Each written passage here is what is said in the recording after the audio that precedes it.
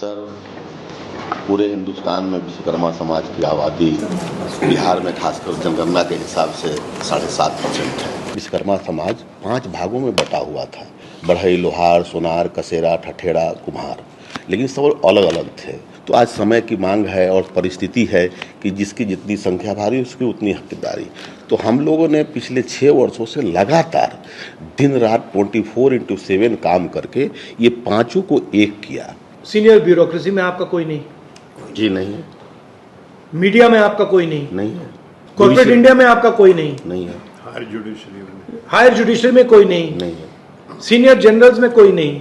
आपको ये सवाल पूछना है कि हिंदुस्तान का जो पूरा स्ट्रक्चर है उसमें हमारे लोग क्यों नहीं है? Power structure. हिंदुस्तान में हम 100 साल पहले आते तो सारा का सारा फर्नीचर ये बढ़ाई लोग बनाते थे। सही बात है। एक मतलब अगर ये बनता तो बढ़ाई बनाता था, वो बना तो बढ़ाई बनाता था, वो बना तो बढ़ाई बनाता था। जी जी, राइट। वो आपकी जगह खा गए, खत्म। आपकी जगह ले ली और चाइना के बढ़ाइयों को पकड़ा दी। जी, मार्केट को पकड़ा दी। मार्केट को नहीं, चाइना में बढ़ाई काम कर रहा है। चाइना में बढ़ाई भी काम कर रहा है, लोहार भी काम कर रहा है, सुनार भी काम कर रहा है, कुम्हार भी काम कर रहा है, कसेरा भी काम कर रहा है। उधर की कंपनी उसकी है। ये जो पूरी जापान में इंडस्ट्री है इंजन बनाने वाली, ये पता है कौन चलाता है?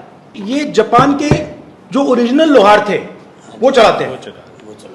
बट यहाँ हम लोग को आगे बढ़ने ही नहीं दिया जा रहा है।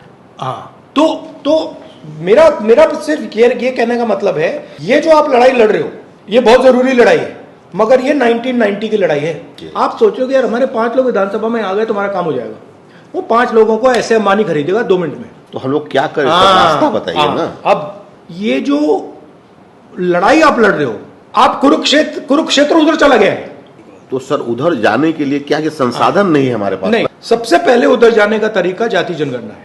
जाति जनगणना में मैं क्यों प्रेशर डाल रहा हूं? क्योंकि मैं जानता हूं जिस दिन जाति जनगणना टेबल पे आ गया मामला ही खत्म, उस दिन आपके सब लोगों को पता लग जाएगा यार ना हम शिक्षा के सिस्टम में हैं, ना हम स्वास्थ्य के सिस्टम में हैं, ना हम कॉर्पोरेट इंडिया में हैं। नहीं सर, हम तो मेरा कहना है मैं आपकी पूरी मदद करूंगा कि आपके एमएलए बन जाए, बट जब तक आप वो बड़ा सवाल नहीं पूछोगे तब तक आपका होने वाला कुछ नहीं है। बड़ा सवाल है कि हिंदुस्तान का जो पावर का सिस्टम है उसमें आपको कैसे घुसाया जाए जी।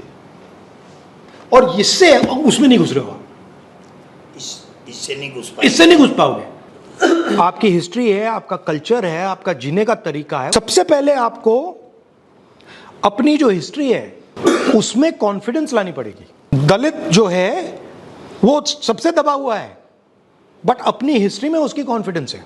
उनका इकट्ठा होने का अपने इतिहास को याद रखा, आप भूल गए।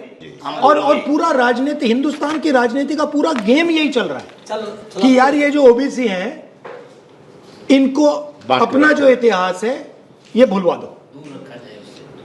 हिंदुस्तान की जो इंडिपेंडेंस की जो स्ट्रगल थी वो 2 फेज में थी। पहले कांग्रेस पार्टी कह रही थी कि भाई देखो हम अंग्रेजों के सिस्टम को एक्सेप्ट करते हैं, इसमें हम रिप्रेजेंटेशन चाहते हैं। 1929 में 29 में गांधी जी और नेहरू जी और इन सब ने कहा कि हम रिप्रेजेंटेशन नहीं चाहते, पूर्ण स्वराज, हम पूर्ण स्वराज चाहते हैं, हम पावर चाहते हैं। अभी आप लोग रिप्रेजेंटेशन की लड़ाई लड़ रहे हो। अभी आप लोग कह रहे हो कि भैया हमें रिप्रेजेंटेशन चाहिए, इससे आपको कुछ नहीं मिलने वाला। पूर्ण स्वराज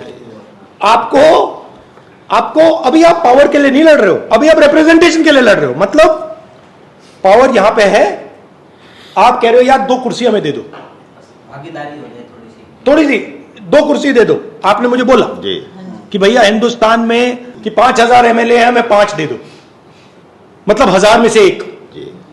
राइट। आप मेंटली रिप्रेजेंटेशन के लिए लड़ रहे हो, पावर के लिए नहीं लड़ रहे हो। जब तक आपने ये अपने माइंड में नहीं बदला कि मैं रिप्रेजेंटेशन के लिए नहीं लड़ रहा हूं, मैं अपनी हिस्ट्री के लिए लड़ रहा हूं, मैं पावर के लिए लड़ रहा हूं, तब तक ये गाड़ी आस्ते आस्ते आस्ते आस्ते आस्ते चलेगी, थोड़ी देर बाद ठक रुक जाएगी। आप जो लड़ाई लड़ रहे हो आप बहुत कम स्पेस के लिए लड़ रहे हो।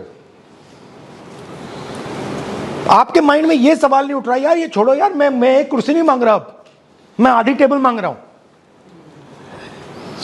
जब तक आप आधी टेबल नहीं मांगोगे तब तक आपके लोग आपके पीछे नहीं खड़े होंगे, क्योंकि वो सोचेंगे यार ओबीसी वर्ग सोचेगा यार ये तो मतलब हम 50% ही 2 कुर्सी मांग रहे हैं यार। मेरा लक्ष्य है कि कांग्रेस पार्टी की जो लगाम है वो मैं ओबीसी, दलित, आदिवासी, इन कम्युनिटीज के हाथ में डाल दूं, क्योंकि यही आपका हथियार है। आप हमारा नेतृत्व कीजिए, समाज आपके साथ तन मन धन के साथ रहेगा।